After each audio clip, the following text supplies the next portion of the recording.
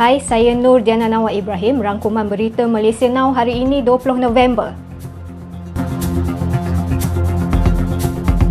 Bekas Peguam Negara Tommy Thomas melancarkan serangan tajam terhadap perjanjian timbal balik antara Amerika Syarikat dan Malaysia, menyifatkan pelbagai syarat yang perlu dipenuhi Malaysia dalam dokumen ditandatangani Anwar Ibrahim itu sebagai sesuatu yang belum pernah dilakukan mana-mana Perdana Menteri sebelum ini. Katanya semua kerajaan Malaysia termasuk pentadbiran Tunku Abdul Rahman sebelum ini enggan menyerah kepada tekanan Washington. Thomas menggesa Anwar keluar daripada perjanjian itu sambil menyindir beliau masih boleh mengekalkan persahabatan dengan wiranya, iaitu Donald Trump.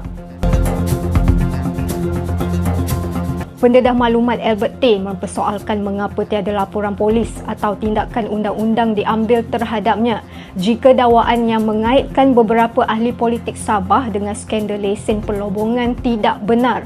Ia di sebalik kenyataan Ketua Menteri Sabah Haji Jinor yang mengatakan kerajaannya tegas menolak kewujudan kartel yang mahu mengeksploit kekayaan mineral di Sabah. Haji J merupakan antara 15 adun dan pemimpin kerajaan negeri yang terpalit skandal rasuah yang disokong rakaman video yang jelas menunjukkan perbincangan mengenai bayaran rasuah sehingga beratus juta ringgit.